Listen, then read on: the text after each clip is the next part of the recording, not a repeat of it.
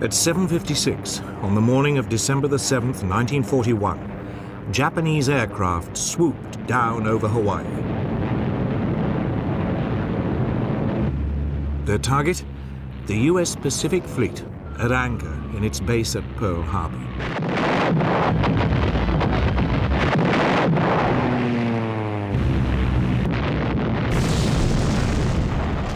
Five US ships were hit immediately.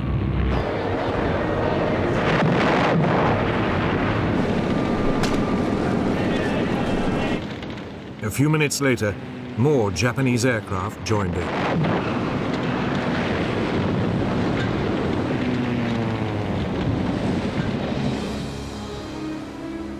By 8:35, 2 US battleships were sinking, 2 had capsized, and 2 were badly damaged.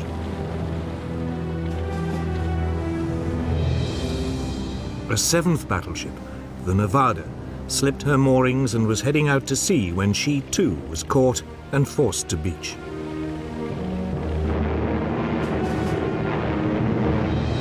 Simultaneously, Japanese Zero fighters strafed US aircraft lined up on the island's airstrips.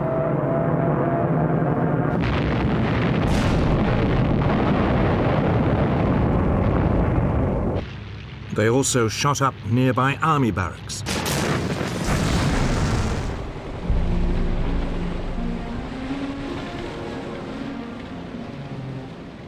By the end of the attack, dozens of US warships had been sunk or damaged. 188 aircraft were also destroyed.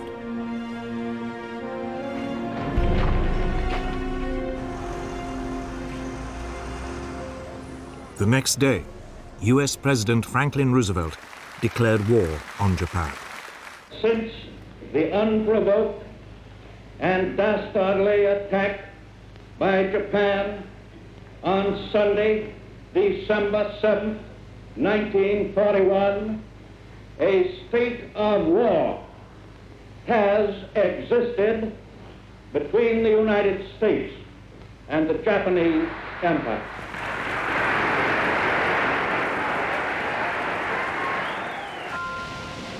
The stage was set. Could Japan knock out the United States with a swift blow before the huge might of America ground it down? It would become one of the great conflicts of World War II.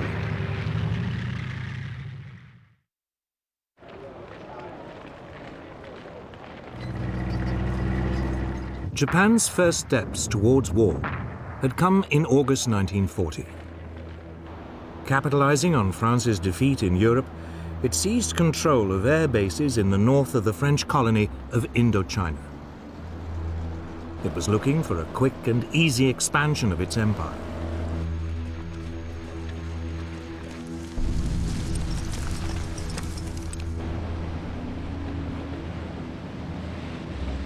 A year later, it issued an ultimatum demanding the use of all French air bases throughout Indochina. When the French hesitated, the Japanese invaded and seized control of the entire colony.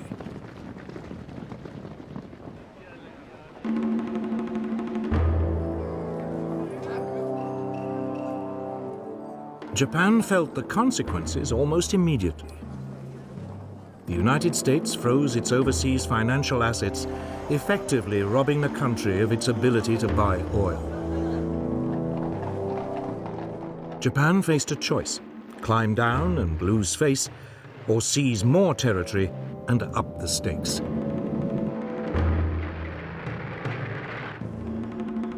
For a new Japanese government, under the aggressive General Hideki Tojo, there was no question about which course to take.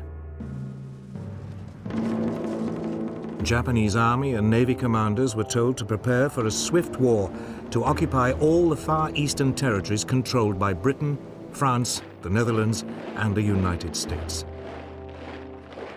The country was expecting a swift victory.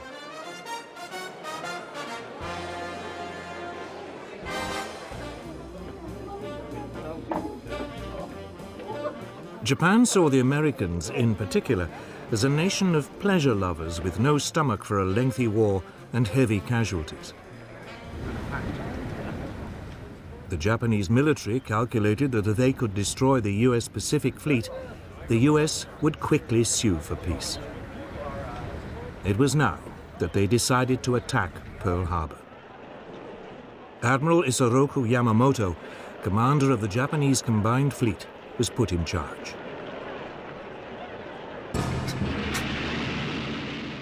He had 10 battleships, 10 aircraft carriers, and the world's most advanced naval aircraft.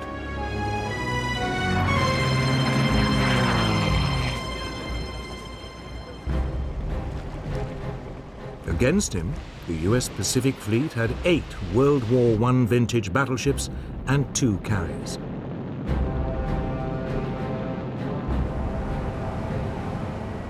Yamamoto planned the attack with great care. He would hit the US fleet in Pearl Harbor on a Sunday, since, according to intelligence reports, it usually spent the weekends in port.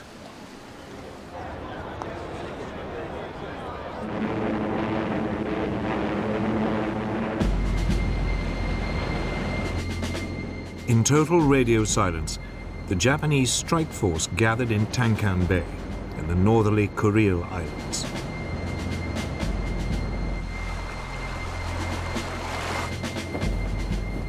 The fleet set sail on November the 26th, 1941.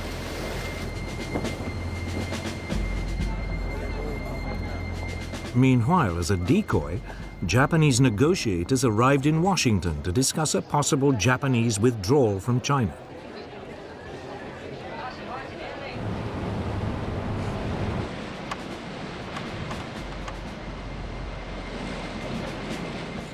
The Japanese fleet refueled after several days at sea.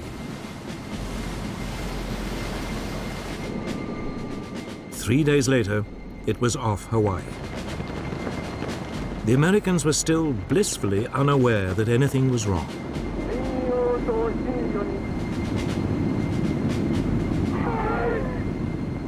At 6 a.m. on December the 7th, after a final briefing, the first wave of Japanese aircraft took off.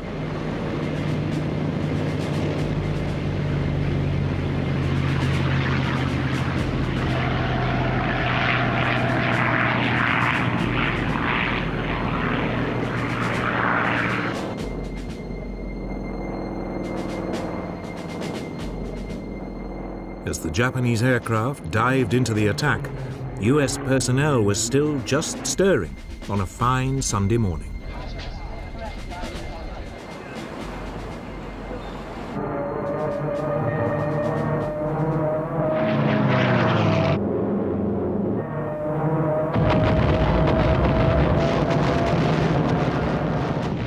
It was all over in less than 2¼ hours. Yamamoto's plan had worked like a dream. Or had it? There was only one problem. The US fleet's 2 aircraft carriers had not been in Pearl Harbor at the time and had escaped the attack.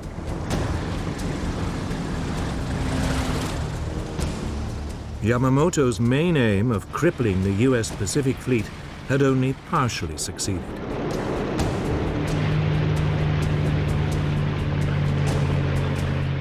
US naval air power in the region was still intact.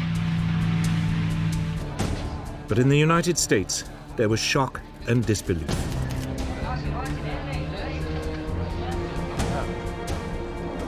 It quickly turned into a mood of fury and determination. Angry mobs attacked the Japanese embassy. Japan had disturbed the sleeping giant. The US Secretary of the Navy, Frank Knox, spoke for many. The Japs started this war. We are going to finish it.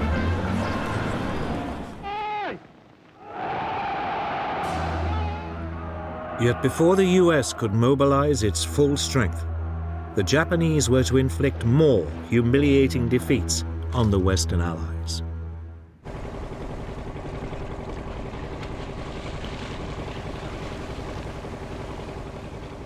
In December 1941, as America was licking its wounds after Pearl Harbor, Japan launched a series of attacks on Western colonies in Southeast Asia. It thought it had knocked out America. Now it moved against Britain and its colonies.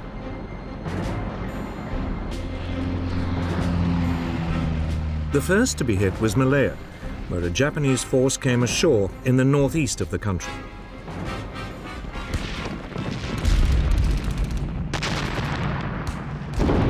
The plan was that it should make its way south down the east coast.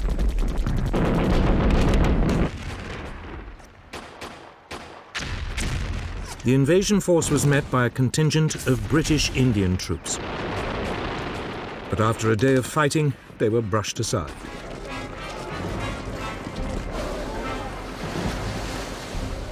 Meanwhile, further north in Thailand, a second Japanese landing was unopposed. 30,000 Japanese troops were soon making their way down the western coast of Malaya.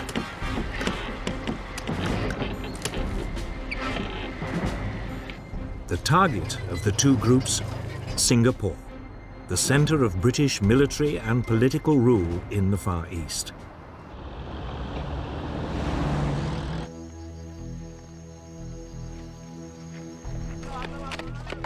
Britain had turned the island into what it believed was an impregnable fortress. But all the guns pointed south, out to sea.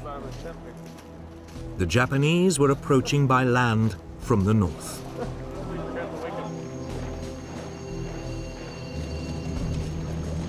Yet British military commanders remained remarkably untroubled.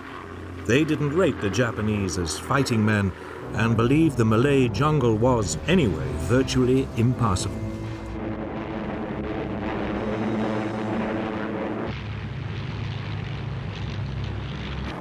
But the Japanese had other ideas. To soften up Singapore, they attacked the city from the air.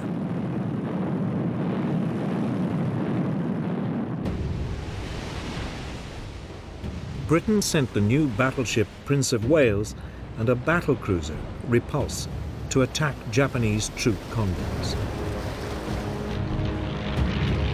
They were met by Japanese bombers.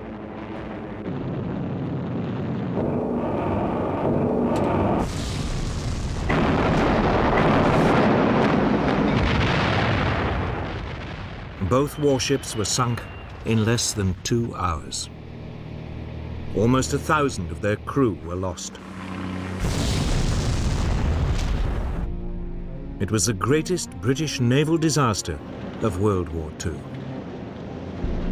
In an era of aircraft and aircraft carriers, it was now clear the battleship, for years the mainstay of the British Navy, had had its day.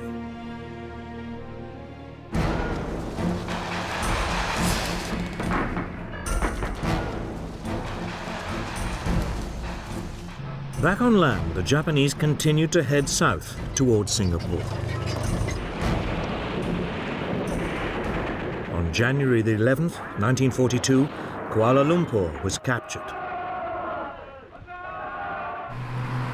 The British forces fell back and withdrew to Singapore.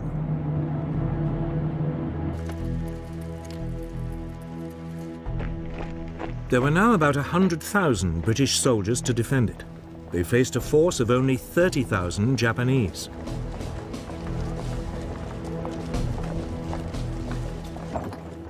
Even without their big guns, the British should have been able to hold out.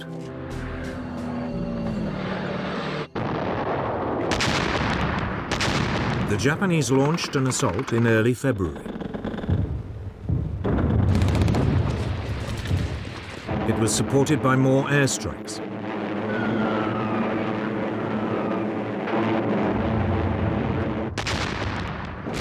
The British defense was soon reduced to chaos.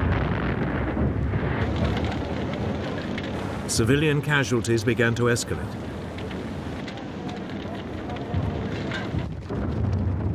Four days later, the Japanese had pushed through the last of the British defensive lines.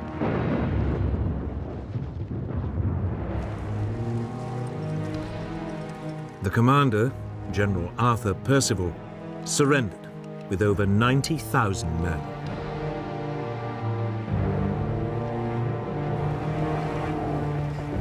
Never in the history of the British Army had a commander in charge of such a large force had to surrender, and to an enemy general whose force was outnumbered more than 3 to 1. Britain's 200-year-old power and prestige in the Far East had been wiped out in just 10 weeks. But it wasn't the only disaster.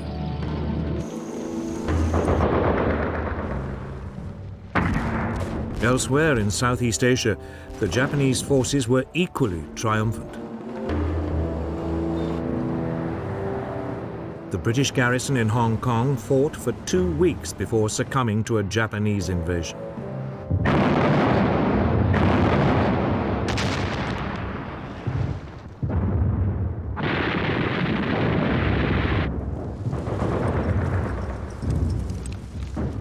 In the Philippines, America fared no better.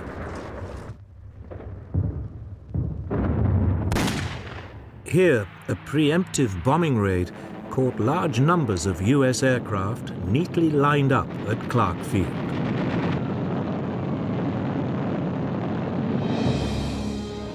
Most were destroyed.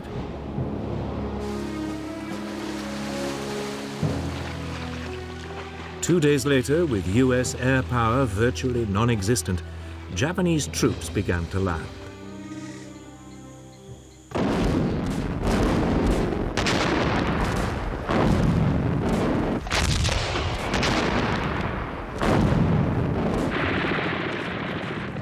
The local Philippine troops melted away.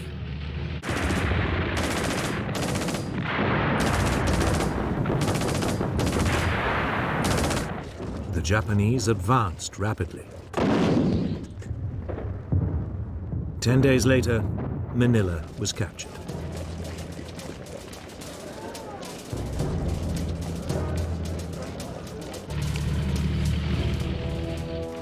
The US soldiers were forced to withdraw to the Bataan Peninsula. Here they hoped to hold out until a relief force could be sent. It never came.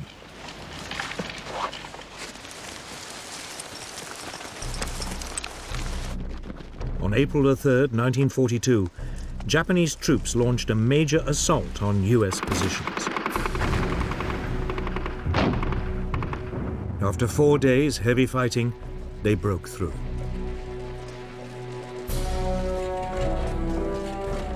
The Americans surrendered 2 days later.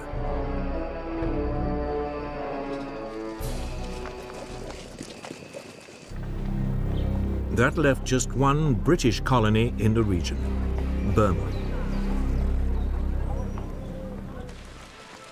In early 1942, Japanese forces pushed into the south of the country. The British defenses had been utterly neglected.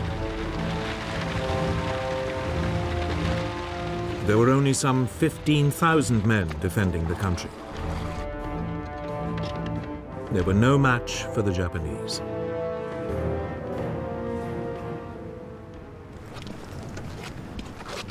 The Allied troops mounted a brief but doomed resistance.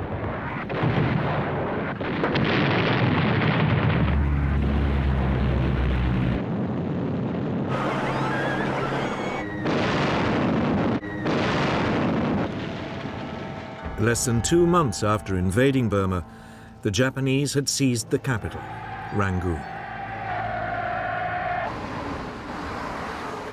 8 weeks later, the British had been pushed entirely out of the country. In just under 6 months, the Japanese had seized control of the whole eastern rim of the Pacific. Their Oriental blitzkrieg had been swift and crushing. Yet already, there were warning signs that they were not as powerful as they appeared.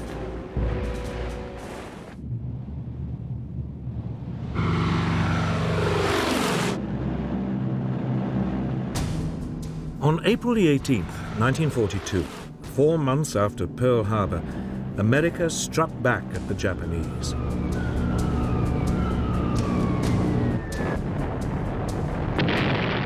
US bombers flying low over Tokyo dropped bombs on the city close to the Emperor's palace. Others struck Yokohama, Kobe, and Nagoya. The raid, authorized by President Roosevelt himself, was daring in the extreme.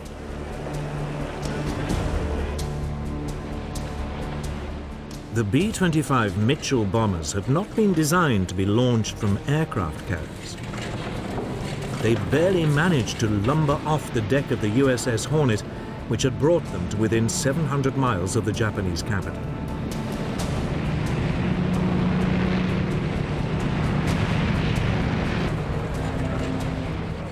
But that didn't diminish their effectiveness in the air.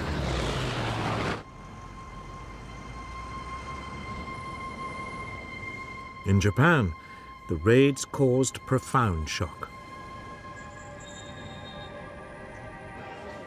After their runaway successes of the past 4 months, they had never expected an attack on their homeland.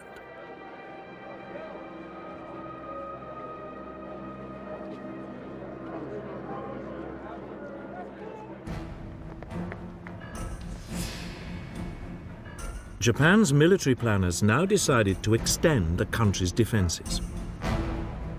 If they could seize additional strategic outposts in the Pacific, they could attack and destroy Allied forces before they even came close to the homeland.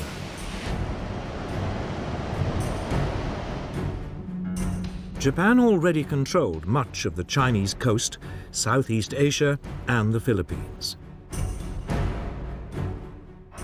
They had also seized the Dutch East Indies.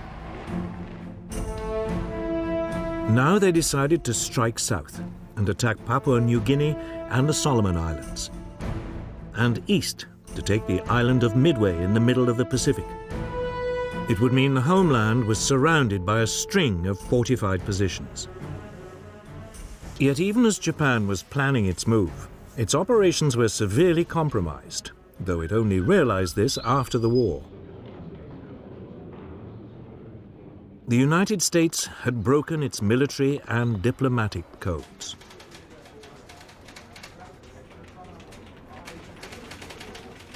By spring 1942, the US Navy's code-breaking team in Hawaii was reading enough messages to give it a remarkably accurate insight into Japan's intentions. So it was that the US Commander-in-Chief in the region, Admiral Chester Nimitz, learnt the details and timing of Japan's planned invasions of the Solomon Islands and Papua New Guinea. If successful, they would cut off Australia from her allies. A Japanese bombing raid on Darwin had already caused widespread fear of an invasion.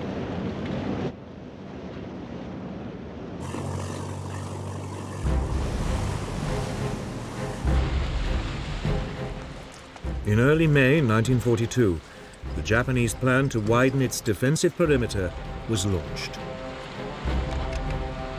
They seized the Solomon Islands.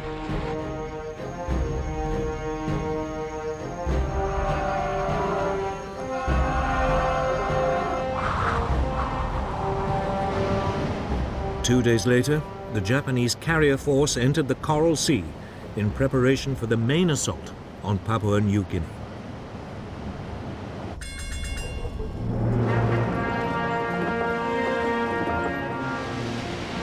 But this time, the Americans had anticipated them. Admiral Nimitz had ordered 2 US aircraft carriers and a number of smaller warships into the area.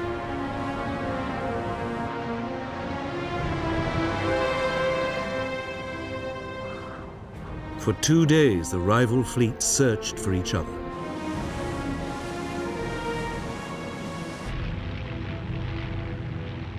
Then, on May the 7th, US aircraft located and sank the Japanese carrier Shoho.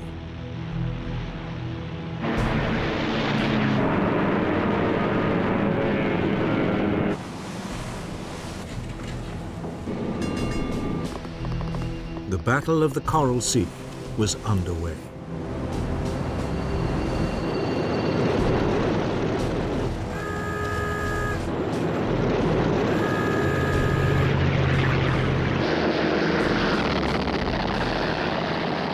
Early the following day, the Japanese responded, unleashing a hail of torpedoes and bombs.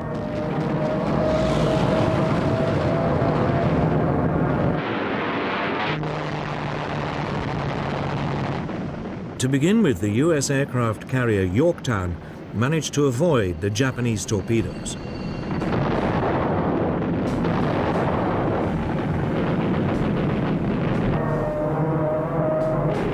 But then she took a bomb which penetrated 4 decks before exploding.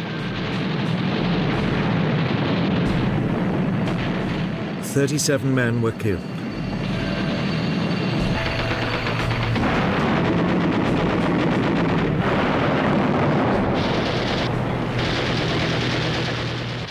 The larger and less maneuverable carrier, Lexington, was also hit by several bombs as well as 2 torpedoes.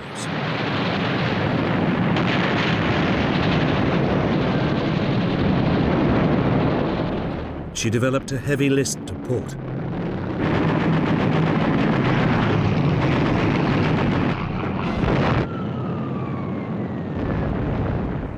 The Americans returned fire, attacking the Japanese carrier Shokaku.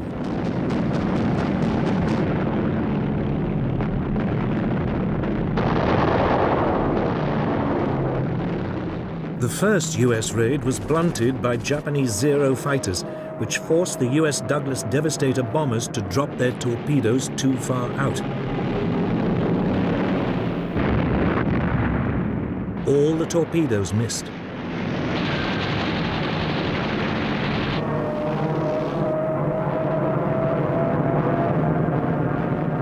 But a second wave of US dive bombers struck home.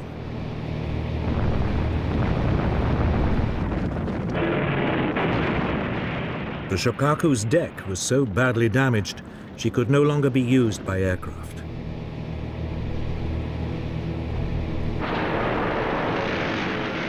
After 2 days of fighting, the 2 forces finally disengaged.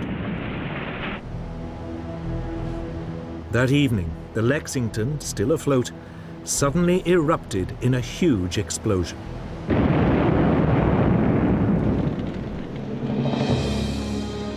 There had been an undetected leak of aviation fuel that had caught fire.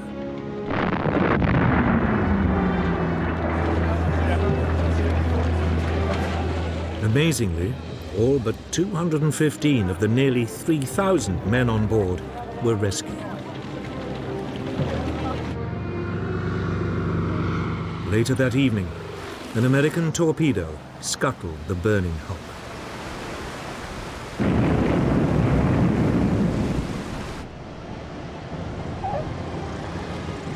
The Battle of the Coral Sea was, on paper, a draw. Each side had lost 1 carrier and had another severely damaged. Strategically, however, it was a major US success.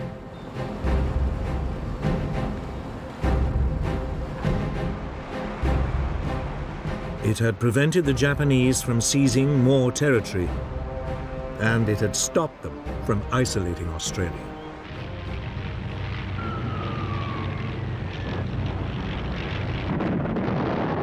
The Battle of the Coral Sea marked a new era in naval tactics. It was the first major sea battle in which the opposing ships were completely out of visual contact. It was fought, instead, by aircraft flying from carriers.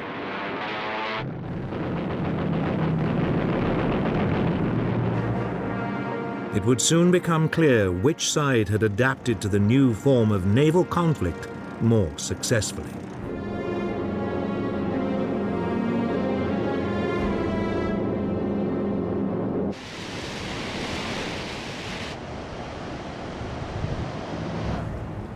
By the late spring of 1942, Japan and America were deadlocked. Japan needed a quick victory if it was not to be ground down by the huge resources of the United States. In mid-May, it began its next move. US codebreakers reported Japanese plans for a new attack. It would be on Target AF, somewhere in the mid-Pacific. The problem for the Americans was that they had no idea where Target AF was. Could it be a reference to Midway Island near Hawaii? An ideal jumping-off point for another attack on the American fleet in Pearl Harbor. The code-breaking team suggested a way to find out. The US Air Base on Midway was instructed to send an uncoded message reporting problems with the island's water system.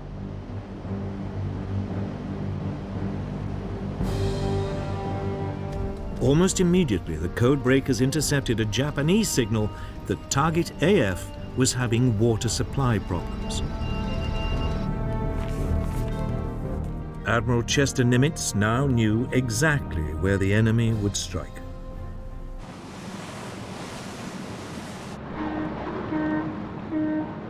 The Japanese plan was typically complex.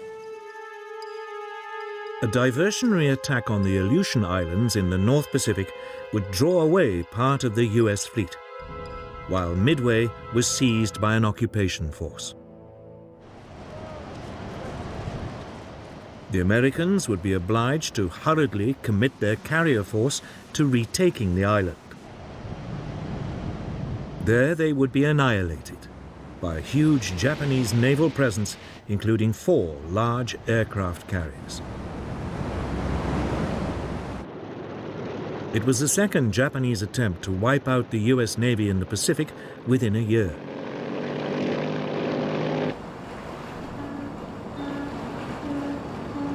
Forewarned, the American carriers left port and moved to a position where they could ambush the Japanese.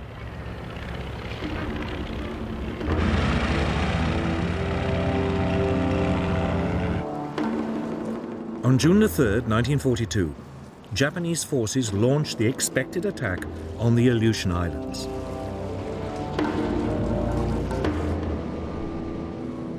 Nimitz didn't respond.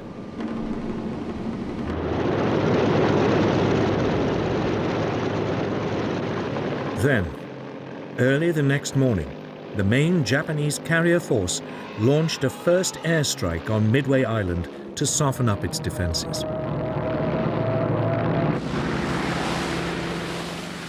US warplanes from the island intercepted them. Most were outdated Brewster Buffaloes and were easily shot down by the more agile Japanese Zero fighters.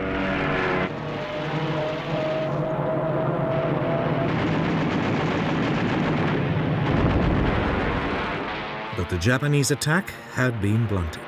Midway's defenses had not been broken.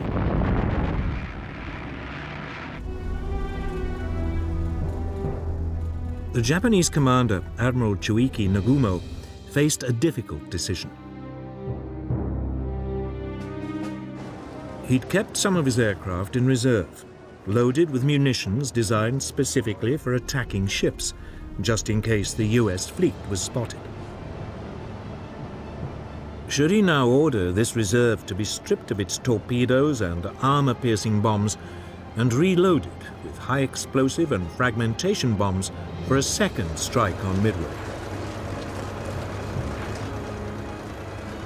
It would leave him ill-equipped to take on the US Navy, but he calculated it was a risk worth taking. Then, just as the reloading was underway, he received unwelcome news. A US naval force had been spotted. Was this the US carrier force or a smaller, less significant fleet of ships? Nagumo was in a dilemma. Should he continue with the second strike on Midway, or should he once again re-equip his bombers to take on the US vessels?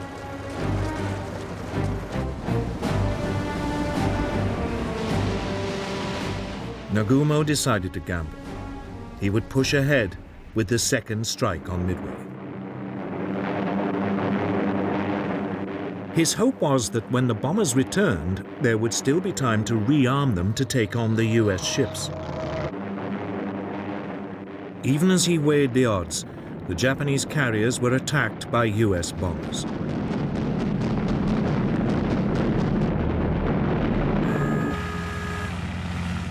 Every available Japanese Zero fighter was scrambled before the US bombers were repelled.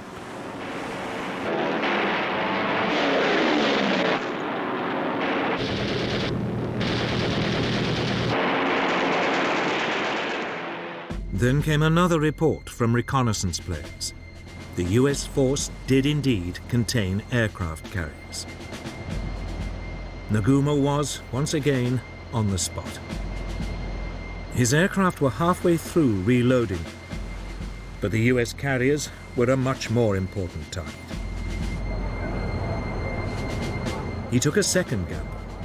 He decided to change their weapons yet again to attack the US force. But while he did so, his ships would be sitting ducks. Almost immediately, they came under attack from low-flying US torpedo bombers. But they were old and slow and attacked without fighter support.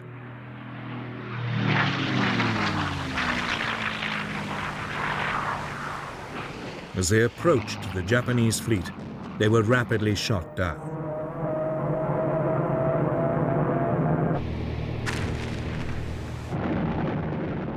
For a brief period, it looked as though Nagumo's gamble had paid off.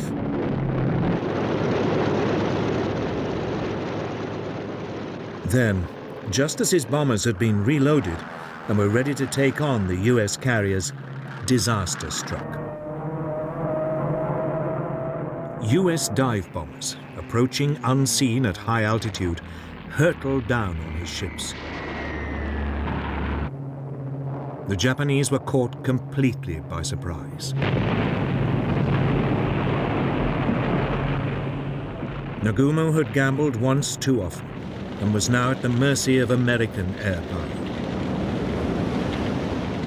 Within 5 minutes, the US dive bombers had reduced 3 of Japan's largest aircraft carriers to flaming wrecks. All would later sink.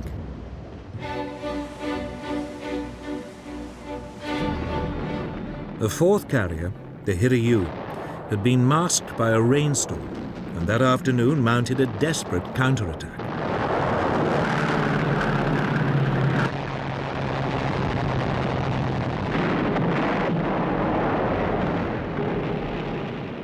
The US carrier Yorktown was severely damaged.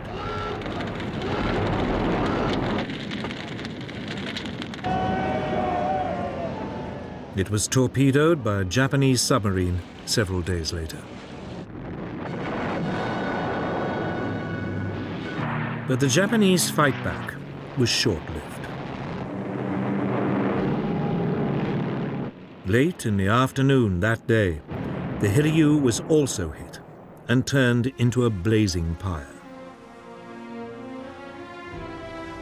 In a matter of hours, Japan's mastery of the sea had been destroyed.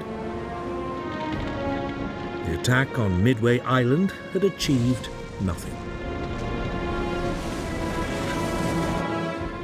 But it had cost Japan its finest carriers and 332 aircraft.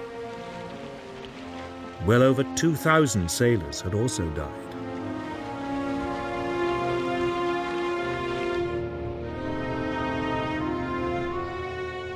America now ruled the waves in the Pacific.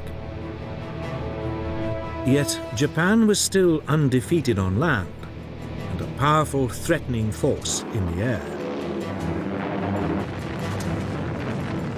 In the coming months, it would try to maximize these advantages.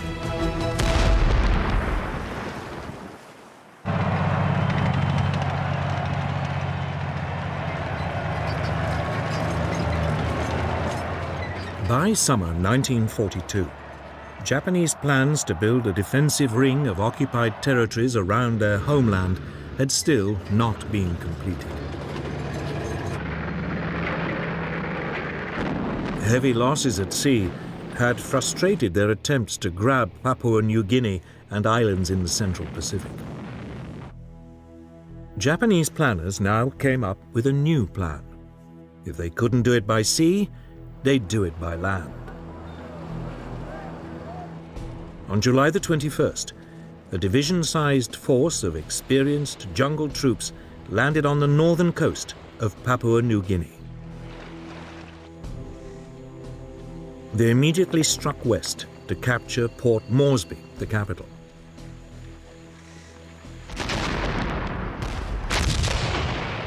Progress was swift at first.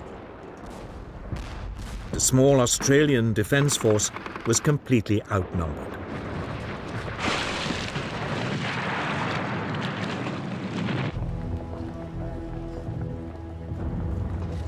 Within weeks, the Japanese had captured the main pass over the Owen Stanley Mountains.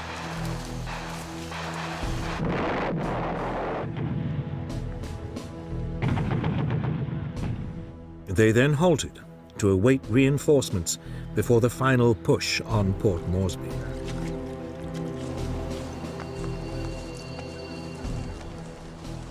The Australians also mustered new forces.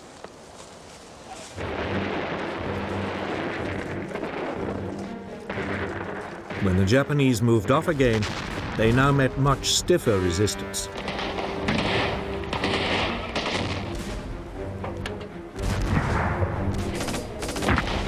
For the first time, Japanese troops were up against men who matched them for training, experience, and morale.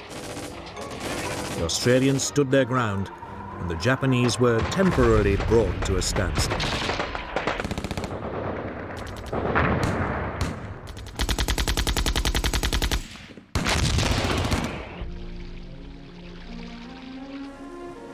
But conditions in the jungle were appalling.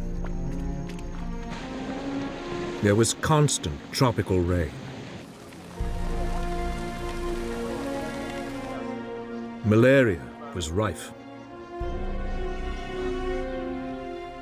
The Australians were eventually, again, forced to retreat.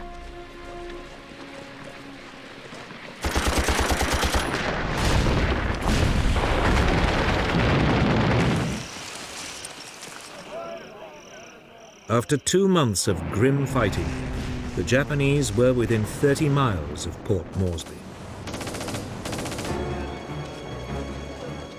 Then, finally, US reinforcements arrived.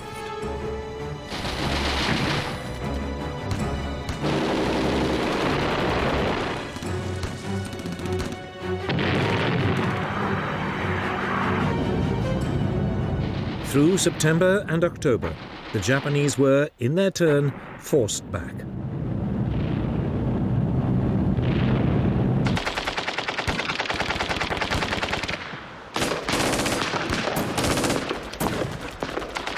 The Japanese made an heroic but suicidal stand.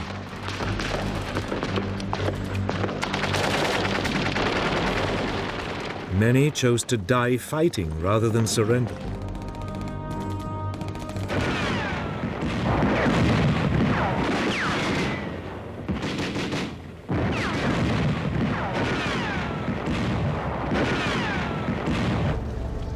It took the Allies another 2 months before the Japanese were finally overwhelmed.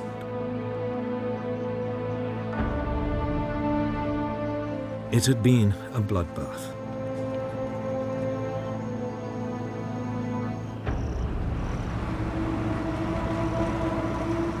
"15,000 Japanese troops had embarked on the operation.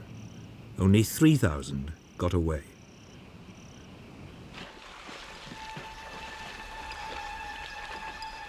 The Japanese were in trouble. They'd lost at sea. They were now rapidly losing the initiative on land. American military might was asserting itself.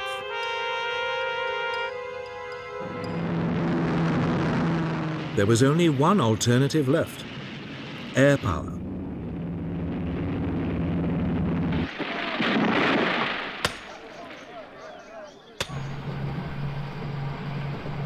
Through the summer of 1942, Japanese engineers began building a string of airstrips across the Pacific. One was on the island of Guadalcanal, in the southern Solomon Islands. It was particularly well situated to threaten US convoys heading for Australia. It would become the focus of an epic battle.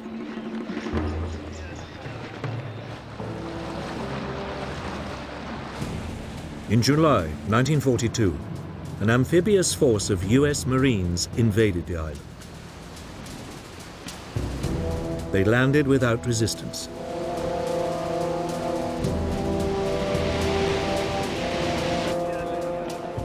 The plan was to capture the half-built airstrip, complete it, and then turn it into a US base. But the Japanese were not ready to give up. That night, they sent in a naval force to land reinforcements and to attack the fleet of US ships supporting the Marines.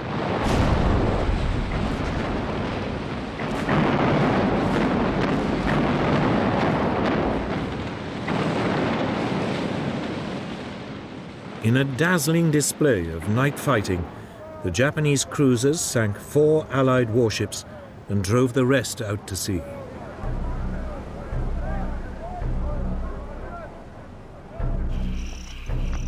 The Marines were now marooned, without supplies and without much of their equipment. They dug in around the airstrip. Despite constant bombardment, using construction machinery left behind by the Japanese, they pushed ahead with the completion of the airfield.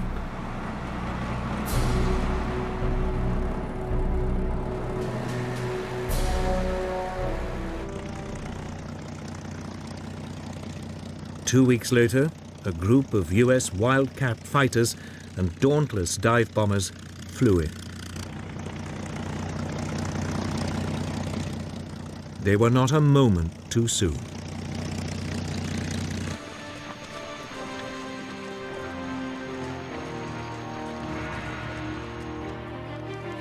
The next day, newly arrived Japanese troops launched a series of suicidal attacks on the airstrip.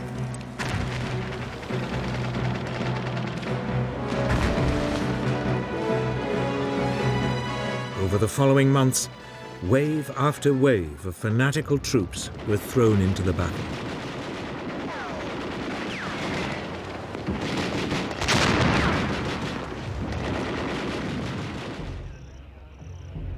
By the winter of 1942, the two sides had fought themselves to a standstill, both now dug in to defensive positions.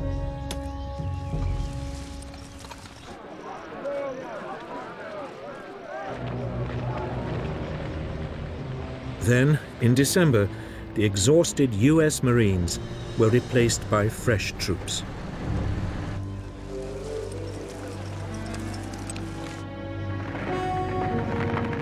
US soldiers now began a new push on the increasingly isolated pockets of Japanese resistance.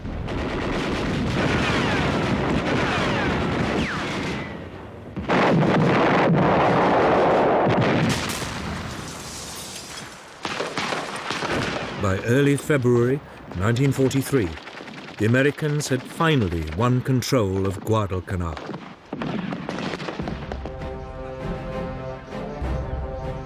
They had now beaten the Japanese at sea and on land. They had even denied them access to the air. The Oriental Blitzkrieg had failed. The Japanese Empire now faced a foe that was still growing in strength at a rate it could never hope to match. It was the beginning of a fundamental shift in the course of the war.